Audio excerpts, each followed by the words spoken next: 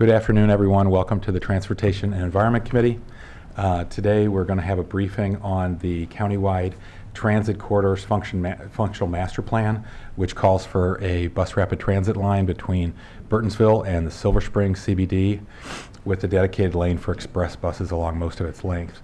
Today the committee will receive a presentation from DOT on how to meet this objective and decide on the best path forward. I'm really relieved that we're finally at this place. We've discussed this project for many, many years. I'm grateful to all the advocates and the community members who have weighed in and for all the feedback we've received from the planning department and DOT and other departments as well. This program has always been conceived as a corridor that would enjoy a dedicated bus lane to achieve the time savings that were promised to the public. And the county exec deserves a lot of credit for first proposing this whole network, and I've heard him say we can't really call the flash bus rapid transit until it's truly rapid, and you don't get that way in mixed traffic. So I was glad this committee asked for further development of this alternative that we're going to discuss today. That was January 2021, I believe. You know, certainly I think we all understand the trade-offs, but I'm very glad we're at this point having this discussion today with the new chairman joining us. Welcome. So with that, unless my colleagues have any opening comments, I will turn it over to Dr. Orland to go through your magnificent packet. Thank you. Thank you very much. I thought I'd start by just giving a little background as to why we're here and with the place in the process you're at and the decision to be made by the council tomorrow. And then follow that will be a presentation by DOT staff, particularly Corey Pitts, who's the lead engineer on this project, to go through the alternatives and also give the executive and DOT's recommendation, then turn over to the planning board staff, Mr. Zients, Mr. Sartori, to talk about the planning board's recommendation, and then I'll talk about what the other comments were from the public hearing testimony and my own analysis and recommendations, and then turn it over to you. The action for the committee today would be to decide on a supplemental appropriation CIP amendment that would actualize one of the two build options, the managed lane option and a median lane option. And there's other aspects to this project as well. There are like 6 or 7 recommendations that the planning board made that you need to at least briefly consider. So with that, in terms of background, the 2013 corridors countywide transit corridors functional master plan does call for BRT in this corridor, US 29, between Burtonsville and downtown Silver Spring. As you know, the initial phase of this was the flash system they have in place now, which has a lot of the aspects of BRT, but what it does not have, for the most part, is a dedicated expressway for buses to bypass general congestion in the corridor. DOT did a study looking at managed lanes and a median lane option, which DOT will talk about in more detail towards what those alternatives really are. There was something I remember Mr. Reamer pushed for as well, and DOT took it on themselves to do the study. They came back with a report almost 2 years ago. The T&E committee reviewed it in January of 2021. And you look at these two options, and your conclusion was you didn't have enough information yet, that you thought that a lot of work had been done on the managed lane alternative, not enough on the median lane alternative, particularly for the latter to be devised in a way that would be more cost effective as what was shown there.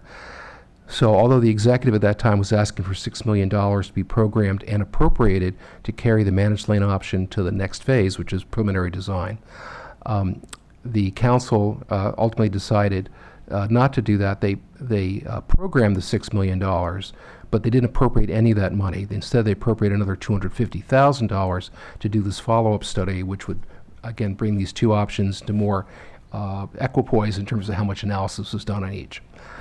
And then a further thing that happened over the course of the last spring, the General Assembly added another $5 million for this effort. So there's $11 million now in the CIP, but again, none of that is appropriated.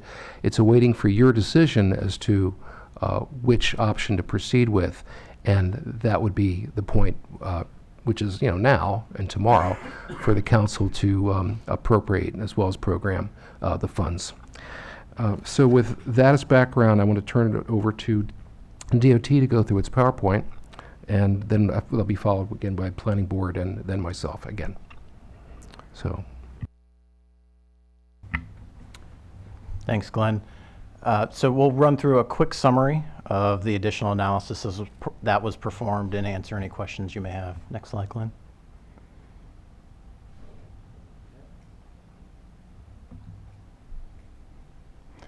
So just a refresher on the project goals. We were seeking to identify improvements on US 29 that would complement the initial investment that the county made in US 29 Flash that started in fall 2020, improve corridor travel time and reliability for all modes, and increase pedestrian and bicycle access and safety around the stations.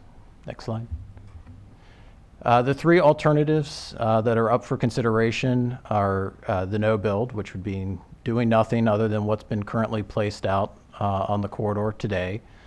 We have the managed lane alternative that was presented back in 2020 that would create a bus and HOV lane between Musgrove Road and Spring Street and bus on shoulder north of Musgrove Road, and then a dedicated medium bus lane alternative from Tech Road to Sligo Creek Parkway.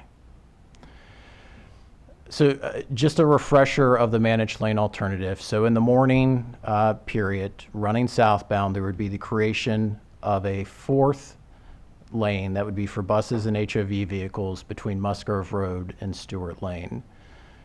Starting at New Hampshire Avenue, Maryland 650, and continuing down to the Burnt Mills area, we would be repurposing one of the three southbound lanes to create a bus and HOV lane. And then down south of Sligo Creek Parkway, approaching Spring Street, we would repurpose one of the currently four directional lanes that run inbound in the morning to create a bus and HOV lane. I'll direct you to the graphic on the right-hand side of the screen. The green crosses are where we're proposing intersection improvements. So at Greencastle, Tech Road, Stewart, Maryland 650, the Beltway, and Sligo Creek Parkway. And the red dots are where stations would be located. Next slide.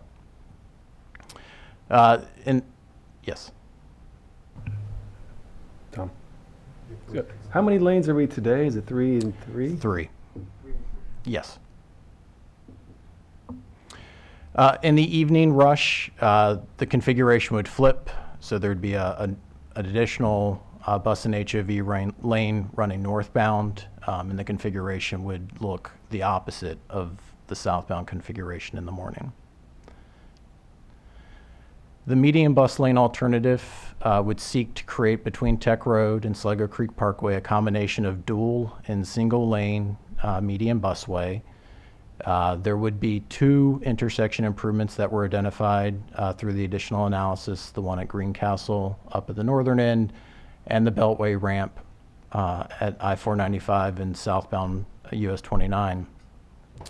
We would also relocate 2 of the stations, the station at Burnt Mills and the station at Four Corners, into the median to facilitate that design.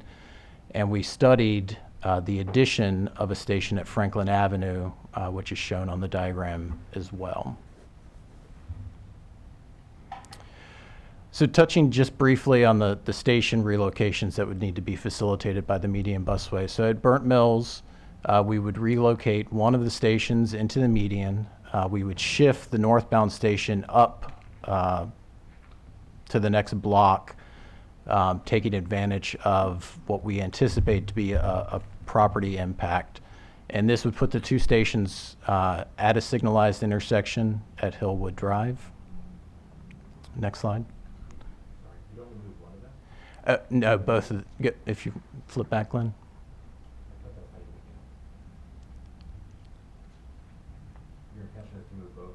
So both stations, not into the median. So the current flash stations sit at the signal to the left side of the screen at the Burnt Mills Shopping Center intersection, both on the curb side. In this configuration with only a single lane, we would move the southbound station into the median. That's the purple rectangular space that you see. And then the northbound station would shift closer to that intersection at Hillwood Avenue so that the 2 stations are proximate to each other but not in the median together. And this was to reduce property impacts. Right, but the new station in the media was served both directions. Incorrect. Just southbound, and the northbound one would be served on the curb facilitated by a queue jump configuration in and out of the lane. And that's the Mid-Atlantic property. Correct. Yes. At Four Corners, this is a segment where we have dual lane guideway, so we'd be putting both the southbound and the northbound stations into the median at the University Boulevard intersection, and you can see that on the graphic shown here. There is a slight shift needed onto the school property there, but it would just be impacting the public right-of-way. It would not be getting into facilities associated with the school. And this is the proposed station that we looked at Franklin Avenue. We heard during the initial outreach phases of this project a desire to get a station between downtown Silver Spring and the Beltway. We found a location at Franklin Avenue where we can fit in a station. The southbound station would be in the median. The northbound station would be out on the curb lane. When we ran ridership modeling for this station configuration, we're estimating only about 200 daily riders in the future, and we estimate the cost of this station, separate of the median guideway improvements, to be about $4 million. If I could just pick up on that point, the ridership estimate 200 or so, is that where would you estimate they're going? Is that mostly just going down to the metro? Some of them would be going down to the metro. There were some riders that would also get on in the opposite direction, headed north. But I don't have a exact breakdown of, that percentage of the 200, but it would be a combination of both directions. Because I think in terms of public conversation, this is a new addition, right? Yes. It is, right. So that's why I'm picking up on it. So I've heard the concerns of people in that community of which I live, asking why there's no BRT stop there. But the logic has been it's bus rapid transit for those who need to travel rapidly up and down the 29 corridor. And that area, particularly on Franklin, Colesville, there are a number of ride-on and metro buses that service that area, which is what I have shared with them is the reason that there is nothing really inside the Beltway aside from the terminus. So is this now a consideration? Is this something you are looking to do or getting our support for? So this was a consideration. We heard that same feedback, that there would be a desire to get a flash station inside the Beltway. We took this opportunity of the additional study to look at what that would mean from both an engineering perspective, what it would cost to do something like that, and then also to figure out how much ridership we think that station would generate, so that then there's a decision to make. Do we want to make that investment for the potential return? And so that is a question that was before the planning board as well as before you. And the only last question I have, the 200 or so passengers, daily passengers for that proposed station, how does that compare to some of the other stops? It is one of the lower, when we look at the forecast, it is one of the lower stations, but it's not the lowest. I think the lowest one was Castle Boulevard. Interesting. Okay, thanks. And that's assuming a walk shed of how large? Roughly a half a mile. I mean, the model doesn't really consider walk sheds. It's just looking at, does this option of taking the flash serve those riders and assign them to the flash trip? Right. And are you assuming that all the people that would normally take Metrobus and ride-on would now take Flash, or some percentage? This would likely take some of those riders, and they would shift over to the Flash if it were a better option for them. Hans? Yeah, what would be the time savings for a southbound? I mean, northbound, I could see a good argument here if you're trying to get up to White Oak or Howard County. You should be able to get on inside the Beltway that's not all the way in the transit center. But southbound in the morning, is there much of a time savings really for someone who's boarding there versus boarding the next ride-on or the next other bus? I mean, I guess we don't know yet what the design is of the system south of Sligo Creek. There we go. Remember this, In both cases, the median and the managed bus lane, BRT, we're talking about southbound only in the morning and northbound only in the evening. So we're talking, so really the predominant movement is to head into Silver Spring in the morning and to head out from Silver Spring in the evening. So the question really is, how much better service would somebody in the Franklin Avenue neighborhood get from a BRT service when it's less than a mile from downtown Silver Spring? Right. That's why I think the planning board recommended not doing this. Okay, you recommended not doing this for that reason, because there's just such a minor enhancement to service. It's not worth the cost, and it's another stop for everybody else coming down. Right. It slows their trip. Is it if we were to choose the dual median, is it all it stops at Sligo Creek either way, doesn't it? Or does it go all the way? I'm sorry, what? The dual median. Where does the design? The dual median is only dual lane median is only within Four Corners itself. It's from Southwood Avenue down to the Beltway. In this section, it's a single lane. It's one lane southbound or northbound, depending on the morning versus afternoon. Okay. Okay. So, do you know how much time it saves for a southbound rider to take this versus a available ride-on or other local bus? We don't have that segmented level of detail in terms of travel times, but I wouldn't anticipate it to be too great. Like 30 seconds or a minute? Probably, but yeah, I don't have the data to inform that question specifically.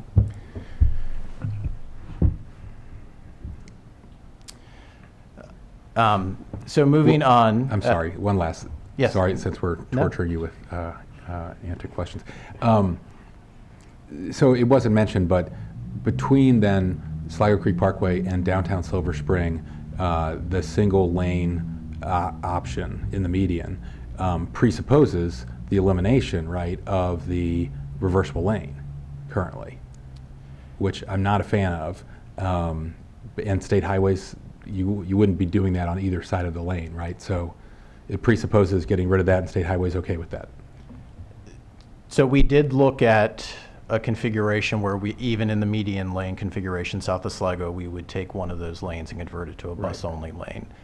Our initial results showed promise. It definitely showed travel time benefits for bus, and at least in the southbound direction, it didn't seem to show severe negative impacts to general traffic. We weren't convinced about the results through this study, so actually our traffic division is advancing a pilot bus lane study from Sligo Creek Parkway down to Spring Street, and that's currently underway to Right. look at Okay. a number of different configurations. So we're still awaiting the outcomes of that analysis to determine whether we could implement a bus lane sooner than a configuration that would likely be achieved under this proposal. Okay. I guess I should say I'd like reversible lanes as long as they're restricted and not a recipe for a head-on collision like that one is. Okay, thanks. Sorry. Sure. Go No. ahead.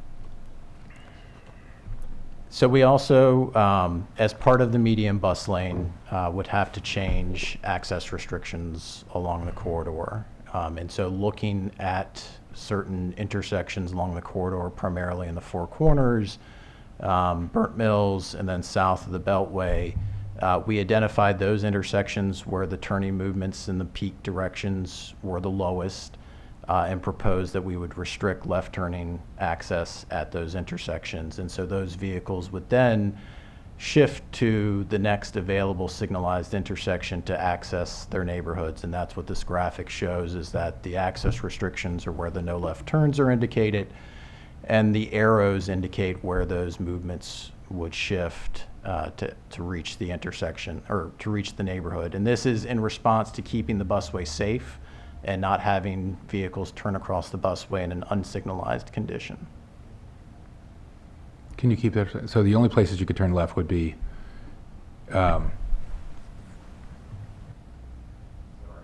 Prelude into Dumont Oaks for that whole subdivision, right? Correct. And Burnt Mills for both Burnt Mills Hills and Burnt Mills. And then farther south of there, how do you? Yeah, how do you access Woodmore and North Four Corners? So there would be intersections at Southwood, or signalized intersections at Southwood, and I believe it's Timberwood, to get into the neighborhoods on either side at the Four Corners area. There's already a signal.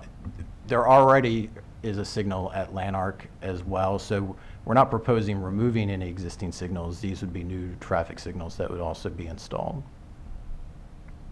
Right. The Lanark one's been an improvement for sure.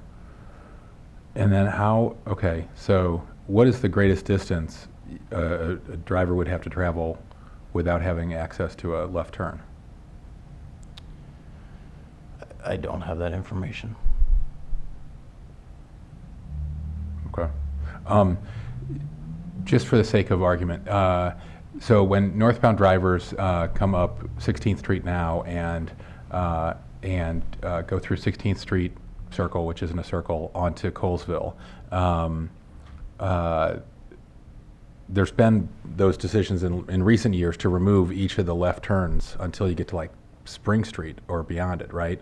Has that been seen as a success generally? Because I've certainly had a lot of complaints about it, and I don't live in I can't think of the name of the apartments and the condos there, but I still can't figure out how those folks end up getting home without going way out of their way. But do you? I'm not familiar with the history of those restrictions.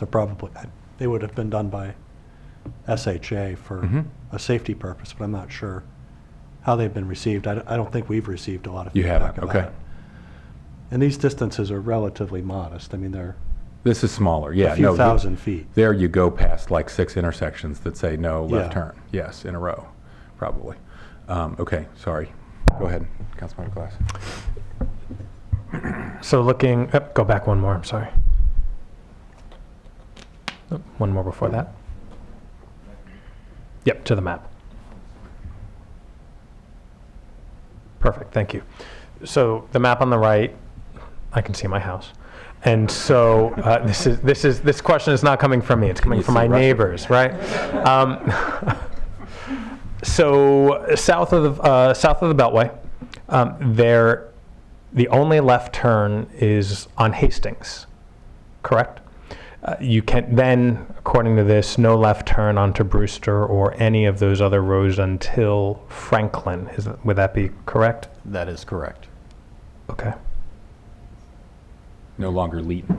Hastings is the street that goes to the YMCA, Yeah. which is the building right there. No more Leeton cut through. Hey, right? Nobody, yeah. I'll end my comment there, but that is helpful. I mean, and as the chair noted, it has not necessarily been neighbors in my area who have expressed concern about this. That has most notably come from the North Four Corners community, the Woodmore community, for sure. And so I appreciate him asking those questions, but just trying to figure out how I'll get home, but I'll be okay. Next slide, Glenn. So looking at the comparison of the alternatives, so this is AM southbound travel times, and we can see the no build condition against the managed lane and against the median bus lane. I will point out that the managed lane shows 3 bars. That's because we break out the single occupant vehicle travel time from the carpool vehicle travel time. And we see generally that BRT travel times improve under both the managed lane and the median bus lane to varying degrees. Single occupant vehicle travel times improve under the managed lane and stay unchanged in the median bus lane.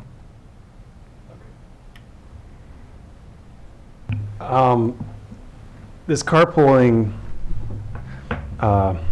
component here, what's the share of trips that you are estimating are carpool trips?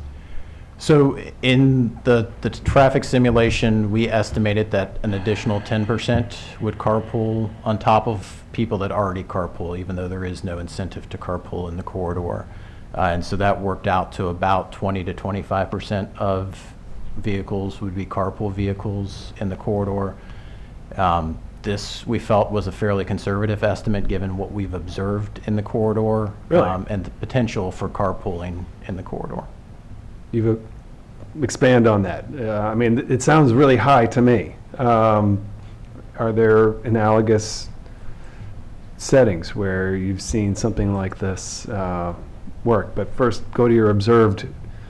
You're saying you've had an engineer out there and you've been scanning. So we did a windshield survey of, vehicle occupants, and what we saw is that about 15% of trips, and this was not necessarily during the peak period, this was, other periods of the day, were carpooling. Or multiple people in the car. Yes, which is what we're trying to incentivize, and that's without any incentive, right? There's no HOV benefit to carpooling. We're not marketing to carpoolers. We're not doing anything else to try and get people to carpool, and they're already doing that.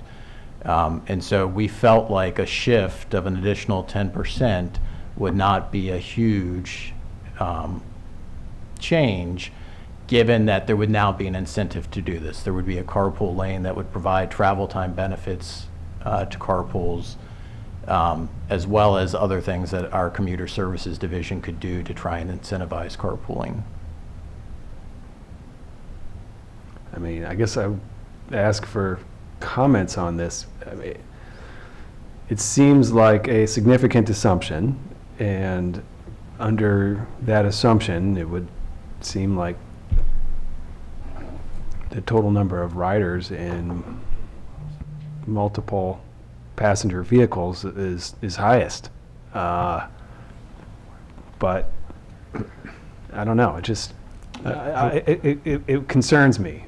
In the and travel listen. forecast from the last round of study of this, I believe the carpooling exceeded that number, but it was capped at the 25% because we were concerned it was overstating the propensity to carpool given the travel time savings. But the travel time savings for carpooling over driving alone is very significant, as shown, seeing the difference in the height of those bars between In this proposed 20 and 35 minutes. It's a 15-minute savings for somebody traveling that corridor in carpool versus driving alone, and that is enough time to incentivize people to go through the extra steps of finding that carpool, much like we used to see on 395 to the Pentagon, where people would find ways to carpool because the travel time savings were so great. Jason, any comment? For the record, Jason Sartori with the Planning Department. It's, one of the, we didn't really talk too much with the board about this assumption of the HOV, but, one of the concerns is that we don't really know what post-pandemic rates are going to be like for HOV or for transit. We're still trying to kind of gauge that, I think. The other point that I would make is that one of the biggest time differences that is not captured in here is the non-recurring events that can cause backups. And when you are talking about the managed lanes options, when you've got crashes or cars pulled over or whatever it might be that you can't model, you don't know when these are going to occur. Those types of delays are not factored in here. And under the managed lanes option, that would impact those in HOV, the buses, and single occupancy vehicles as well. Whereas with the median lanes option, that's because the median lanes are separated from the general purpose lanes, you wouldn't have the impact of the non-recurring delays. I mean, how do you have buses moving faster in managed lanes than in median lanes? So it's a small difference, a couple of minutes. Some of that is attributed to the additional signals that are added to the corridor to facilitate the median bus lane. So we add signals, it's going to slow down the corridor, even with transit signal priority. And you're adding signals because of the left turn The left issue? turn conflict over the median busway. You don't expect to, when you're making a left-hand turn, to have a vehicle approaching on your left-hand side. So we need to signalize those intersections so that it's safe for the flash bus to proceed through the intersection and not have a conflict with a turning vehicle. So adding 3 signals could equal close to 5 minutes of additional travel time for the corridor? For the you know, the For every roughly unit. 10 miles that the flash bus travels, yes. Because this is travel time from Georgia Avenue all the way up to Maryland Wouldn't 198. there be signal priority? So our signal priority is not preemption. It doesn't grant the green when the flash approaches. When the flash approaches, if the signal can afford to stay longer for a couple of seconds, or if it can advance the green, it will do so. But it's a conditioned signalization. It's not the flash always gets a green or gets a faster green than it otherwise would. Chris? I can't join in, but the other issue is that each signal along the corridor is a little less efficient because of the different lane configuration. So when you have the managed lane, it's not a significant change to the way the corridor operates today, but with the median bus lane and the bus traveling, as Corey mentioned, to the left of other traffic, each signal is slightly less efficient than it is in the managed lane configuration. So it's the accumulation of those factors. Thanks. So I'm going to pick up where Councilmember Rimmer left off. This is not what I expected, and it's not the modeling that a lot of people expected. I'm trying to understand how a managed lane system has better travel times than a median dedicated lane. Clearly, you're factoring in carpooling and HOV. As I've noted in this committee during previous sessions, there's a lot of natural carpooling that occurs, shuttling kids around. And then also in terms of electric vehicles, which are also part of this, is that correct? Is that still part of this? This No is longer? truly carpools, so Okay, you okay. have to have at least. Yeah, I two remember in a people. previous iteration, electric vehicles were factored in, but this is probably one of the highest concentrations of electric vehicle ownership in the county. And so I'm glad that's not in there as well. But I mean, are there other systems that operate this way? So as we did a scan, there are systems in Canada. We actually found a system in San Francisco where they repurposed a curb lane during the pandemic and converted it to an HOV and a bus lane. That was done as a pilot, and from what I've read, they've actually continued to advance that pilot as something permanent, given the benefits that they saw. What is the assumption that drivers, single occupancy vehicles will hop in these lanes as well, and how does that change or clog that traffic? So obviously the model assumes that people obey the laws, and so if we've put a restriction in place that says if you're a single occupant vehicle, you shouldn't be using the managed lane, the model will show as such. So there will need to be a certain level of enforcement.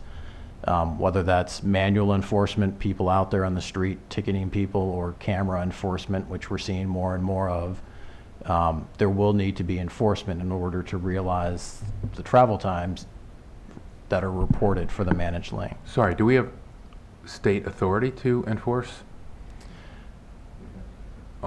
Right, we'd have to get it. We don't have that. Cameras for managed. Correct. Right, Yes. for HOV lanes. So let me just ask one more question. Instead of focusing on the managed lane and the lower travel time, explain once again, if you have already done so, why the median lane is longer. You mean why the travel time isn't as good? Yeah. Yeah. So Again, many of us are trying to wrap our mind around this. And so however it needs to be explained, and go ahead. So we had to add additional traffic signals to make the median lane safe for vehicles turning across the corridor to access the neighborhoods. Additionally, the signalization just becomes more complex because we've added yet another piece to the puzzle of access at an intersection. And so the combination of the additional signals and the complexity at the intersections over the course of the corridor add additional travel time compared to the managed lane. The managed lane, when the bus arrives at the intersection, if the signal is green, it goes through. That's not necessarily the case in a median bus lane configuration. The general traffic lanes may be green, and if it's allowing left turn traffic across it, the flash would have to stop at that intersection to allow the left turns to clear before being able to proceed through. And we're all caught up on this, and so I know we need to move on, but this is a really important piece of data. So this modeling, how far into the future does this modeling project? So this is under 2025 conditions. This isn't well off into the future. We only modeled a 2025 condition in terms of traffic volumes. Okay. So the reason I support BRT in the first place is because of the utility it will provide for decades to come. And I understand if in our modeling systems we can only do, or chose only to do, let me ask that question. Is it we've only chosen to look at 2025, or can you model further beyond? We could model further into the future. We'd have to make assumptions about how the traffic would grow. What I will say is that the 2025 assumed pre-COVID traffic growth. And obviously the further out we go, those growth factors are less. So and I'm less. glad I asked that question, because I think this is the rub. It is creating a system that lasts for decades to come to manage the growth that we know is going to happen. And that growth is going to happen across the county. And particularly, we're making sure that East County receives the infrastructure that residents there have long demanded. Whether it is projects like Viva White Oak, whether it is the transformation of Burtonsville Crossing, and everything in between, we want to make sure that residents can live there, can go shopping there, can eat there, and can travel there using many different methods. And we know that will mean more growth. And if this is based on a very limited scope, without taking into account the growth we know that's going to come, natural or otherwise, then I have concerns about the utility of this data as we try to create a system and invest hundreds of millions of dollars for a countywide network that will last a generation, two, or beyond. I see Director Conklin. Yeah, I just wanted to emphasize a point that you're making. This is decision support data. It doesn't give you all of the information you need to pick an outcome. This is a particular scenario with a particular set of results that is imprecise compared to what will actually happen. The differences in those travel times are not enormous. They're in the same ballpark. I don't know that the transit travel time is a reason to pick one of these over the other. The question that you raised, which I think is an appropriate question, is which of these alternatives responds better in the longer term to protecting the transit performance over other alternatives. And as Mr. Sartori mentioned a few minutes ago, you have a greater degree of protection for the transit performance. And frankly, there's a great deal of scope for increasing the amount of transit using that compared to what's been modeled here. So this is one snapshot, but it is by no means a conclusive finding of which alternative is going to perform better. Appreciate the greater context. My concern is that someone just simply looking at this will share it around and say that we are not investing wisely because according to this one chart, managed lanes clearly is the best cost benefit, right, according to this analysis. And I just want to caution against that, and that's what this conversation has provided. So thank you. If I could also just elaborate a little bit more on this, that what you're also looking at here is if we are serious as a county about making improvements on our climate issues, our climate goals, our transportation goals, the things that the policy guidance that we've put in Thrive, then the median bus lane option really gives it seems to stand out as the preferred alternative here, because What we want to do is create a situation where people are, encouraged to get out of their vehicles and choose, when they can choose to take BRT. And if you have an option that, if you take these numbers and improves every situation and makes it more attractive to continue to be in a single occupancy vehicle or even to be in a HOV, you're not actually doing what we're calling for in Thrive, which is to make transit more preferential in ways that that you do get out of the median bus lane option. Thank you. We seem to be trending into making our recommendations. Let me turn it back over to DOT to finish, because I think we all have a lot to say about analysis and recommendations. Can I just ask? Yeah, I'm glad you said that, Jason, because I was going to point that out. You want the great, if you want to, for the cohort of our residents who are bus riders now, they get a better product either way. But for the people who are lucky enough to have a car and make a choice, you want the greatest delta and the greatest incentive to ride the bus if they live far away. Franklin Avenue, not much payoff, but if they live in Burtonsville or hopefully in the future Howard County, we want the greatest payoff. Did you happen to, was there any, when you were calculating the travel time for the bus, managed versus median, was that assuming the same ridership? Or were you assuming less ridership for managed? So we didn't, in these traffic simulations, and they're different than travel forecasts, and we do have some data on forecasting as well, we didn't touch the ridership. So the ridership stayed static in both the managed lane and the median bus lane. Right, okay. It's the tiny time savings is not because there's fewer passengers getting on and off. Correct. Right? Okay. Glenn? Nick? So I think we've talked about the southbound. You can go back to the. This is the condition in the PM northbound. Again, we see Flash performing better in both scenarios, the managed lane and the median bus lane. Again, the differences between the two are small, as Director Conklin mentioned, within the ballpark. We actually do see in the median bus lane configuration a decrease in travel time for general traffic as well. Here are some other factors that we looked at. So the top bar in the chart shows the number of signalized intersections at level of service E or F. They decreased under the managed lane scenario in both the AM and the PM. There were small increases in the median bus lane. Again, this comes from the additional signalization and complexity in the signalization that occurs. In terms of person throughput, how many people were actually moving through the corridor, we see a very small increase under the managed lane scenario. This is not surprising. We added some capacity to the roadway where we added that fourth managed lane up in the north.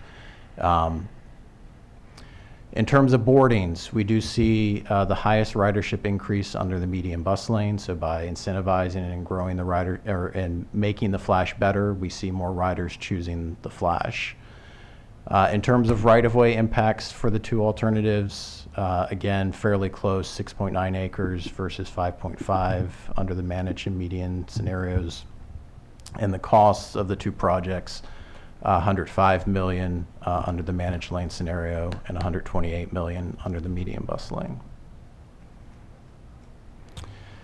I did want to touch briefly on kind of the mode share and what's happening under the two scenarios. So the first set of columns is the no build condition, and we can see the breakdown of single occupant to carpool to transit user. Not surprisingly, under the managed lane scenario, we see the number of single occupant vehicles drop because we're incentivizing some of those to choose to carpool, and we see the HOV2+ increase.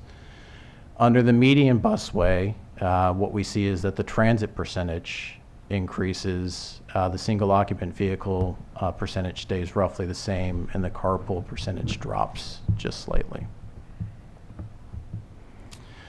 There were questions about the intersection improvements and where we saw value in those. As we worked through the various scenarios of the median bus lane alternative, we tested configurations with all 6 of the intersection improvements that were also in the managed lane. And ultimately, what we found is that the Greencastle Road and the Beltway improvement were the two that seemed to have the best or the biggest improvement in terms of the cost. The other four had varying degrees of improvement, but the cost started to weigh those out of the medium bus lane alternative. So we touched on some of these factors as the discussion was going on, but there are considerations that we can't model or that we can't produce hard quantifiable figures for. And so other considerations under the managed lane scenario is that it would benefit all buses, but to varying degrees. Because if we're improving travel time in all the lanes, even the local buses would benefit as well. This does have an increase to traffic along US 29. Our analysis showed that traffic volumes along the corridor would actually increase under the managed lane scenario. It would require enforcement to ensure the optimal operation, and there have been questions about that raised. It would improve operations, but that is reliant on carpooling, and that carpooling may require additional marketing, program support, and other incentives to try and reach that potential. I think you glanced at this earlier, but can you explain how you estimate how many carpools you're building in your model? So there are two models. There's the traffic simulation, which were those travel time charts, the bar charts that we showed, Yeah. and then there was the chart that showed the mode share actually came out of the traffic forecast. And so the simulation, we estimated an additional 10% of carpools on top of the existing carpooling in the corridor. Under the travel forecast, that is choosing the assignment based on whichever is best for the user. And so what we saw in the traffic forecast is that those assumptions for the split are based on whether carpooling is good for the person making the trip or whether transit's better for the person making the trip. Okay, that seems kind of, okay. So, and this is HOV3 is the assumption? 2 plus. Not, explain what 2 plus is, please. So 2 Plus a or driver. 3 or 4, depending on how many people. So we assumed the minimum threshold to be considered a carpool is 2 people. 2 people. You and a passenger. 2 plus just means 2 and a minimum of 2. Yes. Okay. Right. So I asked because my understanding of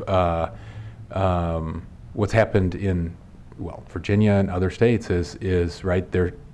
The number of carpools has been overestimated in places, and the number of carpools have been dropping, right? And so haven't other jurisdictions moved from HOV3 to HOV2 and had a problem? We've had low adoption, right, of our HOV lane just on 270 for years, right?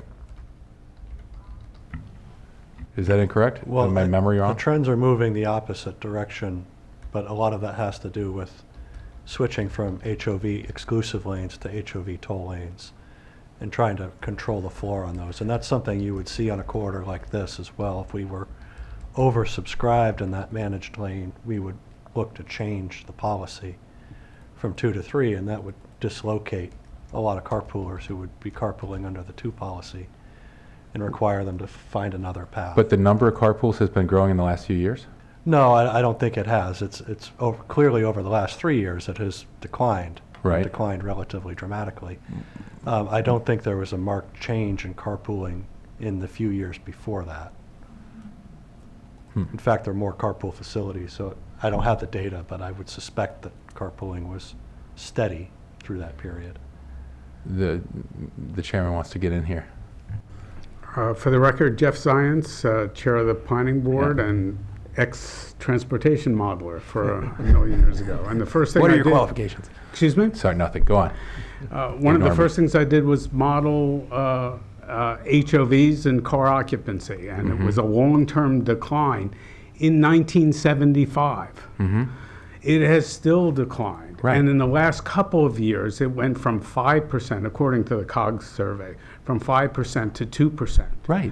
Now, even though you look at time as the determinant of what's beneficial and how many HOVs you might get, it's life circumstances that dictate whether Yes. carpooling works, whether you're doing flex time, whether you're doing more commuting from work, from home, or working at home. I'll get it straight. I'm new to the job situation, so it's those things that dictate carpooling. But I'll also admit that all forecasting is a hazardous business. Yes. And the further you go out, the more hazardous it is. The higher probability you will be absolutely wrong the further you go out. Right. I So- think Eisenhower talked about that, but it is true, right? It would be risky to assume more carpools are going to just magically appear in the future because It we would set up be this inventive. incentive. It would be optimistic of us. Yeah. Right. Okay. Let's go ahead. Thank you very much. My name's Carl Van Oh. Ness. I'm a Gaithersburg resident. On a path where there's no HOV right now, adding HOV will certainly help incentivize people to go on it. So right now, there's no benefit. And as a person who commuted routinely to Reston, Virginia, and back, I always looked for an HOV participant so that I could save myself an extra 5 minutes on the roads. Okay. Thank you. Dr. Rohr. I also want to put this in context. Yes, the Commuter Connections at COG reported that between 2019 and early 2022, the percentage of people in the region who carpooled or vanpooled went from 5% to 2%. The same period of time, transit ridership went from 24% to 8%, which is actually a steeper decline. What's happened since then, since early 2022, and I talked with Nick Ramphos, who's head of Commuter Connections, just the other day, he said both of them are ticking up, but there's really no reason to believe that carpooling or vanpooling is going to recover any faster or any slower than transit would. I'm just going to jump in real quick. Mr. Van Nest, I appreciate your comments and being here. I think we need to figure out, as we're having this conversation, what we're trying to do.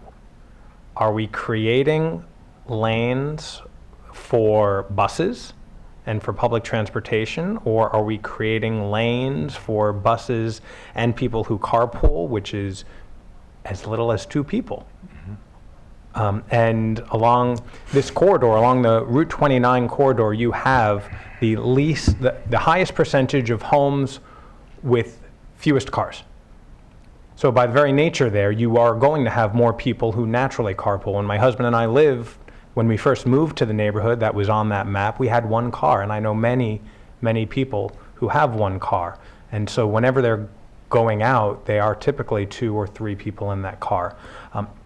And when it's on 270, when it's on 495, when it's on any of the other roads, Route 66 in Virginia, as we're building highways, encouraging multiple occupancy ridership is a good thing.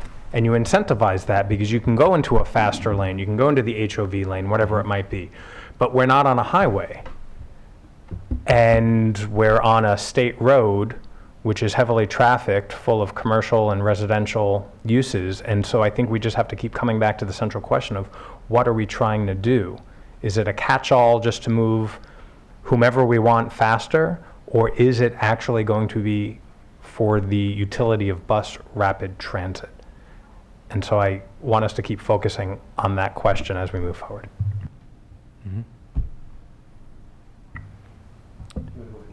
Sure. Next slide. Glenn, would you like me to summarize the executive's recommendation now, or do you want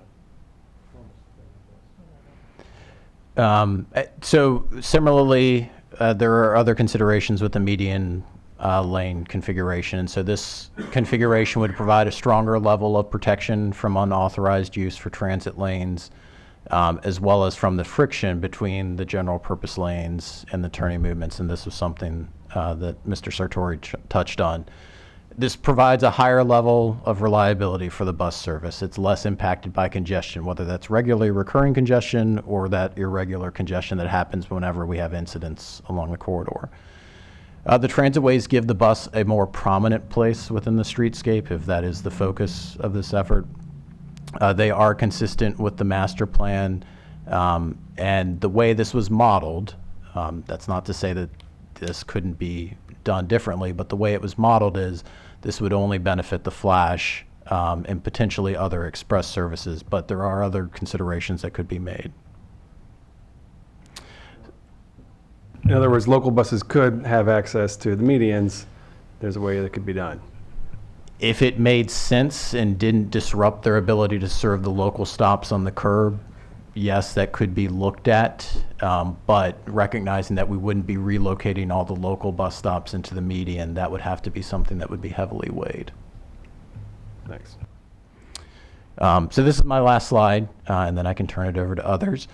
So just in summary, up in the north, so if we're looking at kind of Maryland 198 to Tech Road or Musgrove, the proposal would be to harden the shoulder to create a bus and HOV or a bus-only lane.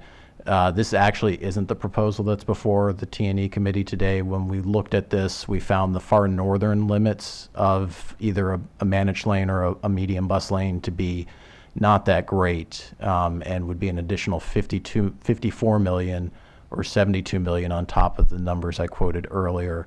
Also, given the fact that planning has a master plan currently underway for the Fairland and Briggs Cheney area, we feel it's prudent to wait and see the outcome of that effort. In the middle, from Tech Road to Sligo Creek Parkway, we'd be hardening the shoulder and repurposing lanes to create either a bus and HOV lane or a bus-only lane. There is the potential to add the station at Franklin Avenue if there's value seen in that. And the cost for those two alternatives, 105 million for the managed lane, 128 million for the median. The southern piece, which we touched on a little bit, from Sligo Creek Parkway to the transit center, our division of traffic engineering is working on a study to look at repurposing lanes for bus lanes from in that segment, and we're waiting to see the outcomes of that effort. And that concludes my presentation. Terrific, thank you. Yeah, we reviewed the same information with the county executive before bringing it before you. His principal recommendation was that one of the two build alternatives be selected, that they both are an improvement over the existing condition. And as we've already talked about today, that there's significant risk and policy trade-offs between the build alternatives. When it comes down to looking at a build alternative, he recommends the median busway alternative, principally because it provides more protection for the transit operation from either enforcement not working as well as planned, non-recurring events causing traffic to use the lanes, and it's more consistent with our overall climate goals and encouraging transit use over automobile use.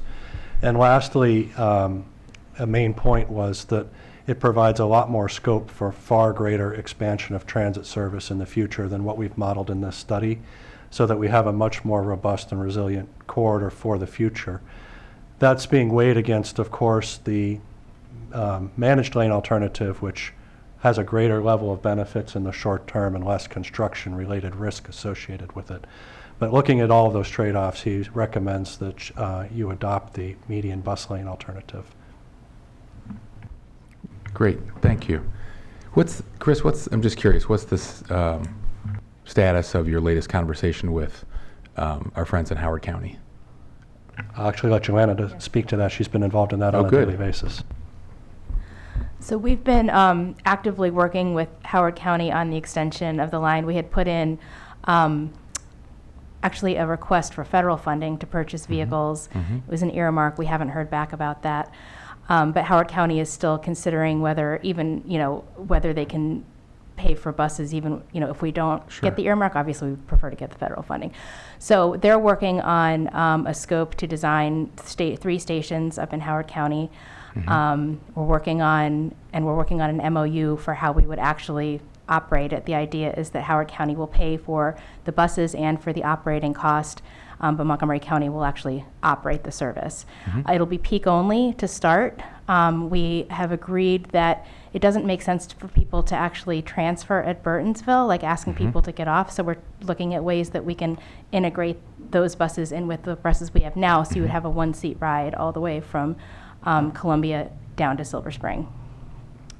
And the 3 stops are Columbia, It's Maple Lawn? Columbia, it's the Applied Physics Lab, and Uh-huh. what's that other community? Maple Lawn, Maple thank Lawn. you. Yes. And not Ellicott City, that was. It's not going all the way to Ellicott City Right. at this point, no. in Yeah, it ends at the sometime in Columbia future. Mall, at their Right. transit center at the Columbia Yep. Mall. Great, that's really encouraging. Yeah, I mean, they're very, very interested in making this happen. We're hoping within the next, 2 years, we'd be able to do that. Bruce is still there. Yep. All right, good. Yep. Nice. Good, this is encouraging. If I may? Yes. You may. Oh, thank you. The planning board got to meet on this a whole long time ago. It was half the duration of my tenure. And on November 10th, we reviewed the study, and we found it a really a policy call more than a fact-based call. You were given the mission of the study as being to improve corridor travel time and reliability for all modes. At the planning board, we really think that the council has revised its policy by the adoption of Thrive. And in that plan, it says one of the objectives is to make transit the fastest, most convenient, and most reliable way to travel to centers of economic and social activity. That seems profound to us in the notion of how you look at all these statistics. You've already gone through the reliability and the advantages of having a dedicated median way. And the majority of the council, 3-1, says that the median is the preferred way to go. We did look The commission. at... Excuse me? The commission. The commission. What is it? Council. Oh, council.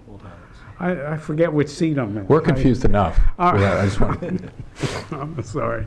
no worries. All right. The statement in Thrive that is guiding force is it says improve travel times and the travel costs of transit service to achieve greater parity with automotive travel. So that is what you're doing with the medium busway. On the managed bus lanes, you're actually improving capacity. You're increasing capacity. And in that regard, we have something else. The staff noted that in increasing capacity, you're increasing the volume of vehicular traffic in front of racial equity areas. We think that travel increases do not benefit those communities by virtue of them adding air pollution, noise, and a split of the community to the other side. So for that reason as well, we would argue for the median lane solution. We did have some other conditions that we placed on that if you want more detail, but that's the major medical. Thank you. Dr. Rowan. Okay, in terms of my analysis, and we've covered some of this already, but first let me say one thing in preference. I'm a recovering traffic forecaster myself. I spent the first 10 years of my life doing this. And in fact, I was actually chairman of the COG's traffic forecasting subcommittee for a year.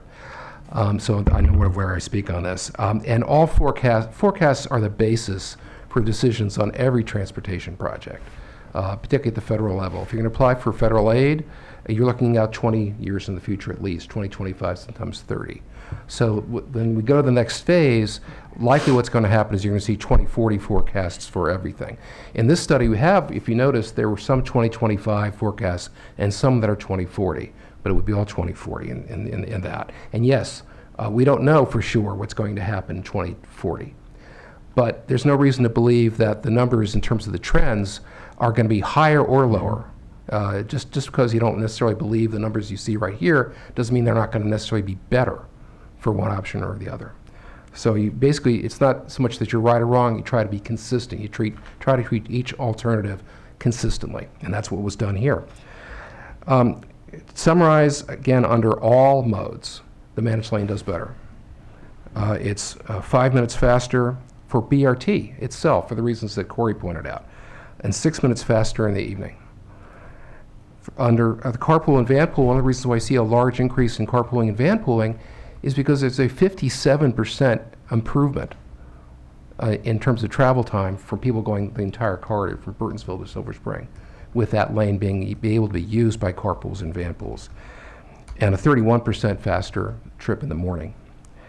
And for non-BRT, non-carpool vanpool, which is, yes, single occupant vehicles, but it's also commercial vehicles, and it's also local ride-on, or other buses that would not be using the BRT lane.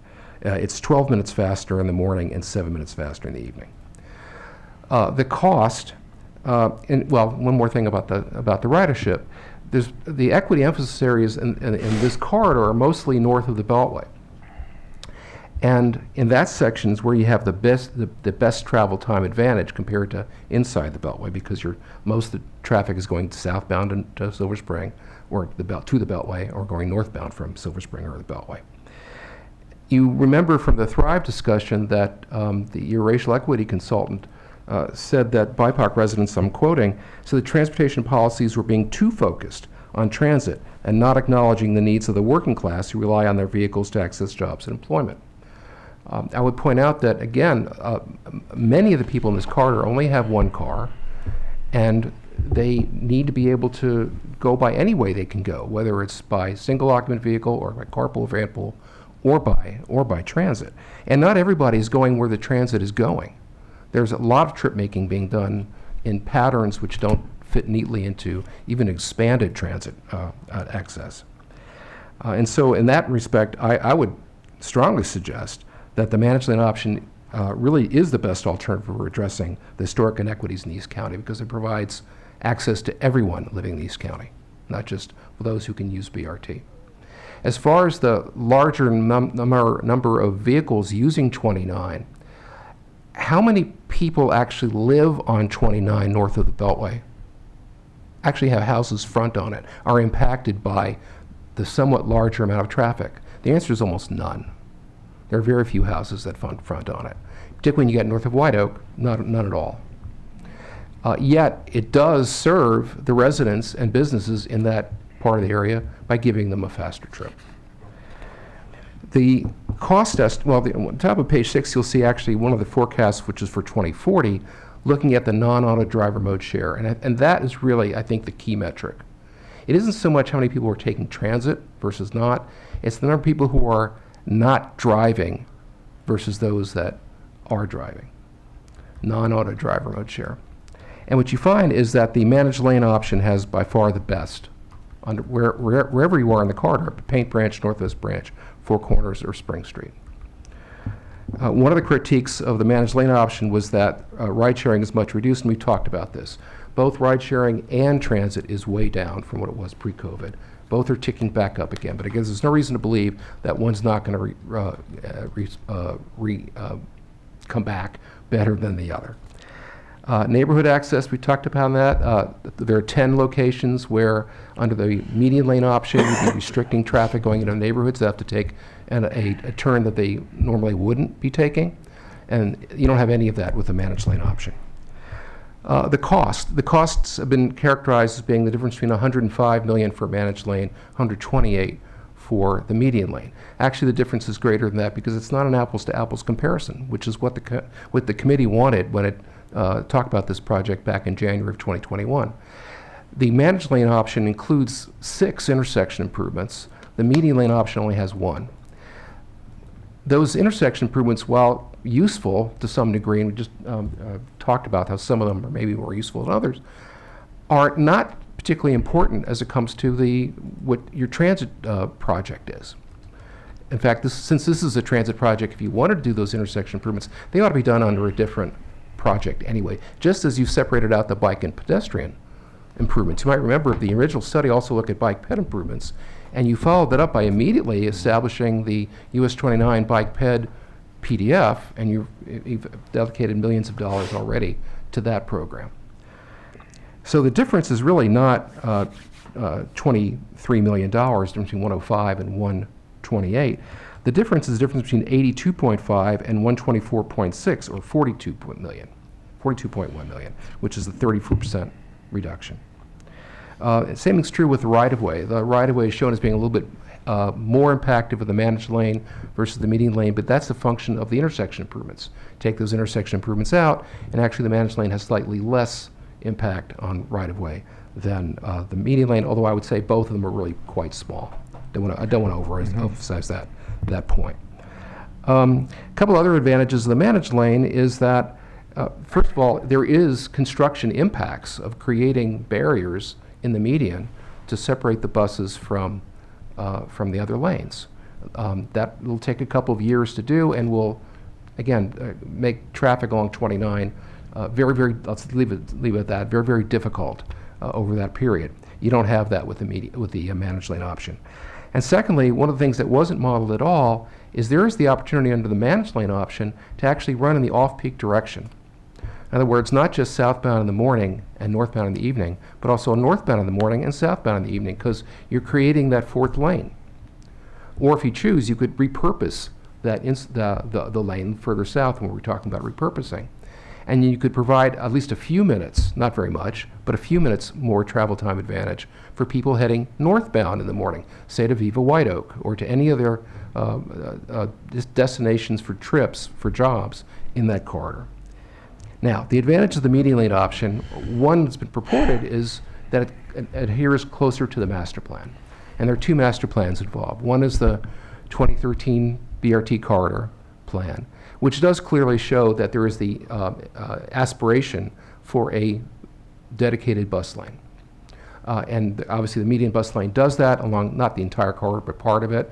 The managed bus lane, managed lane is, you could think of it as being a dedicated right-of-way. It's not just for buses, it's also for carpools, but general use traffic can't use it. But it's clearly not the same as the median lane. However, the same 2013 plan says that although the plan identifies rights-of-way necessary to facilitate the development of a network of dedicated transit lanes, it recognizes, however, that the final decision on treatment in each transit corridor must be made at the time of implementation when a transit service plan is in place.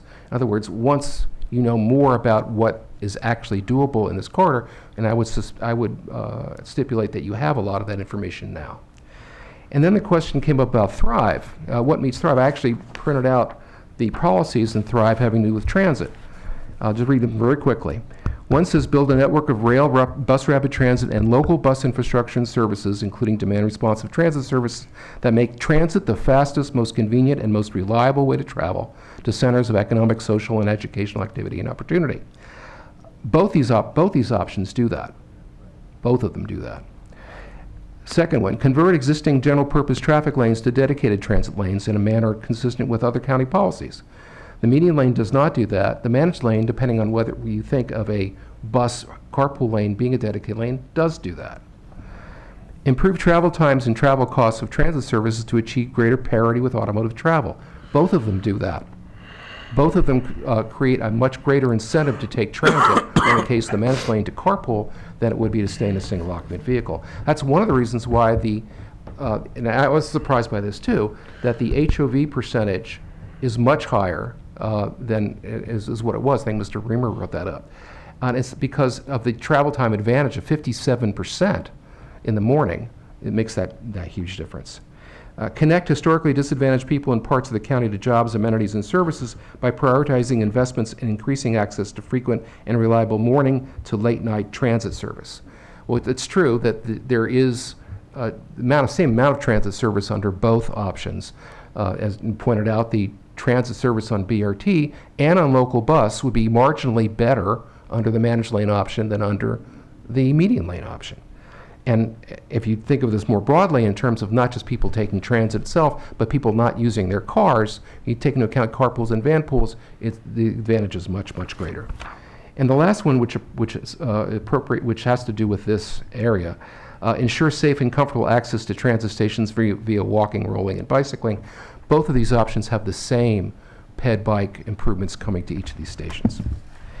So the one advantage that median lanes definitely have, and we've talked about this already, is that you have a self-enforcing enforcement. I'm repeating myself.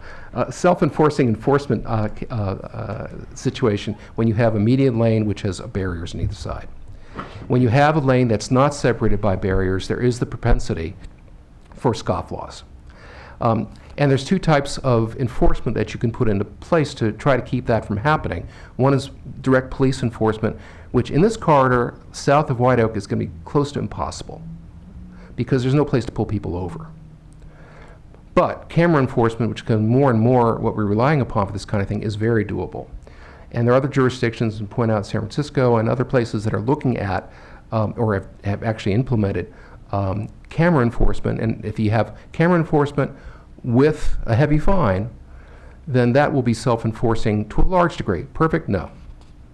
And yes, we would need to go to the General Assembly to get authority to be able to have enforcement, just like we did with speed cameras and red light cameras for this managed lane option. But we're going to need it anyway, because we're going to need it for Beers Mill Road, the BRT, where we have queue jumps, which are just right adjacent to the lanes, and a scofflaw can get in that lane and just jump through the intersection, unless there's something there that would keep people from wanting to do that. And there'll be other situations within the BRT planning. I'm not sure if there's any on 355, but there will be in others where you're going to have this situation. So bottom line is, I am recommending the managed lane option, but a couple points on this. One is the CIP, you might recall, has $11 million in it for what's programmed. You don't need all $11 million for the managed lane option. All you need is 7.7. So I would program, if you go with the managed lane option, program the $7.7 million, and the other 3.3, if I did the math right, would be available. This would be impact tax money. Transportation could be used for other transportation projects in FY23 or 24. And then secondly, if you want to go with the median lane option, then I would program the $9.5 million, not the $11 million. That's in the CIP now, because that's the cost of doing preliminary design for that option, and the extra $1.5 million would be could be used for other transportation improvements in the shorter term. I do need to make a real quick reference to the other recommendations, because the planning board had other options which I think we're all agreeing with, but they need to be on the record to talk about. One is to defer decision on improvements, the intersection improvements on Route 29. As pointed out, there is a Fairland, in the upper part of 29, there's a Fairland Briggs Cheney master plan underway, which will come to council late next year, and depending on the results of that, will maybe color the decision as to whether to do all of those intersection improvements, or some of them, or none of them. The ramp from southbound Colesville Road onto westbound Beltway is one that the planning board is sort of mixed on. It says delay implementation of the second ramp. However, if advancing the second ramp is deemed essential to traffic operations, it must be accompanied by improvements that eliminate conflicts between motor vehicles and pedestrians. So pedestrians can cross, if you're going up the west side of 29 and crossing that ramp, that you can make it safe to cross 2 lanes versus 1. I believe that's important to do under either of these two options, because right now, particularly in the morning, you have a lot of traffic which is backing up on 29 up to Blair High School and north, and bollocksing up everybody else is trying to get into Silver Spring. You're going to need that under either option. So I've included that in the cost estimate of both of these options. Defer decision on capacity improvements at the intersection of US 29 Greencastle Road. This is actually sort of repetitive from what I said earlier about the master plan up there. Don't construct a sidewalk on Sligo Creek Parkway at the northeast corner of 29 Sligo Creek Parkway intersection as part of this study, but consider it as part of the US 29 Ped Bike Improvements Program, what I mentioned earlier. The proposed sidewalk relocation at Burnt Mills East Special Park will need to be reviewed in more detail by the park staff. And any proposed work on the parkland will require concept review and park construction permit review and approval. I don't think there's any disagreement about any of those. Oh, and thank you.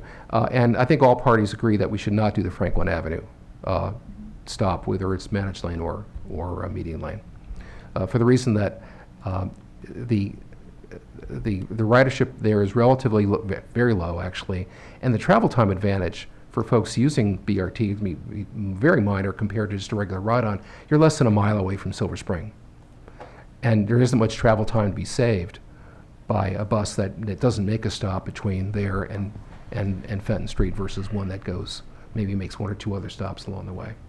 And that's a cost and an impact that we felt like was not needed. So, right, that was long-winded. Any other discussion? Time for a decision. Or my Thank you. in reverse chronological order, is everybody okay with the planning board recommendations on those other less controversial topics, including Franklin? Okay, great. And then on the $64,000 question of managed versus median, gentlemen? I'm going to support median. I think, I like the way Chairman Zients described it. It's kind of a more aspirational policy question about what kind of infrastructure we want. And I think that if we were to do the managed lane, we would regret it. I think we'd be back there 20 years later saying, why didn't we do dedicated lanes, exclusive lanes for the transit system? And I think there's so many assumptions here at play. It's just really hard to know what to make of all the various assumptions. But I think if we were to build a dedicated median system, we're going to have a high quality bus transit system. I think that's knowable. And I think that could have a transformational impact. I would worry that the alternative models might not support land use changes. Like, I think we could build a more urbanized corridor through our future master planning if we had the median system. I think it would just lend itself to that a little bit better. And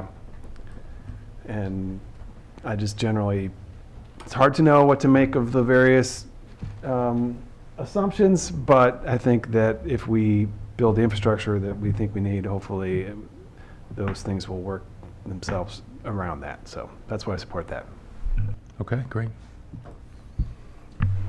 I appreciate Always welcome. Councilmember Rimmer's comments and completely agree. And I think the way Chair Zients referenced our new general plan as a basis for the median lane, I think is spot on. And it might very well be, at least for me, the first decision I make based on Thrive 2050.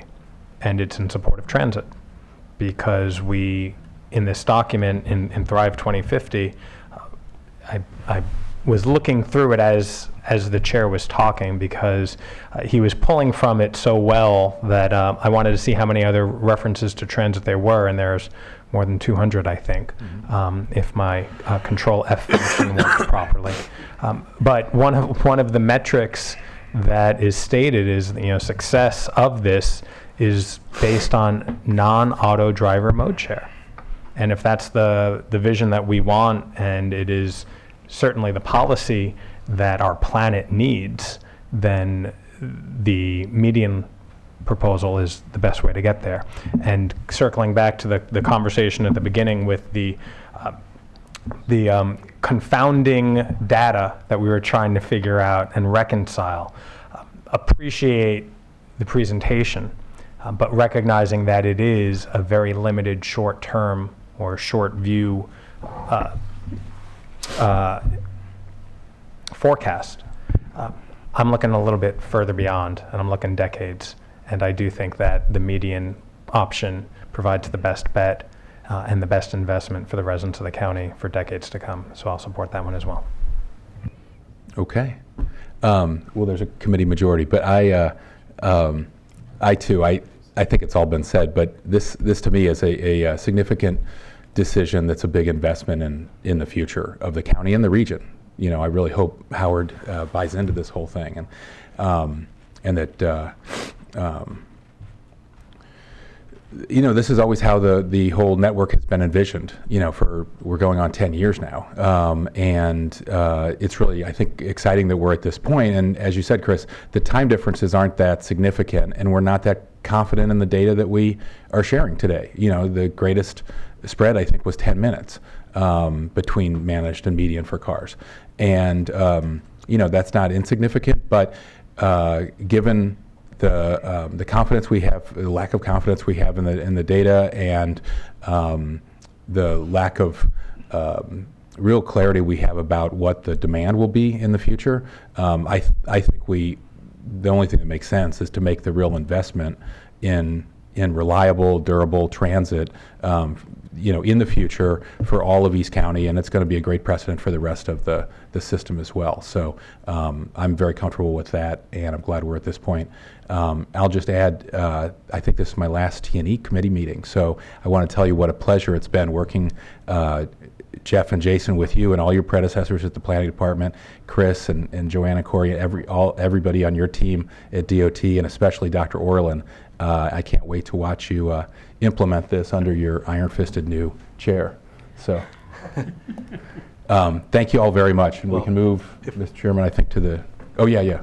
I just wanted to echo that and thank this committee in particular for always dealing with our issues in a polite, respectful, data-driven way.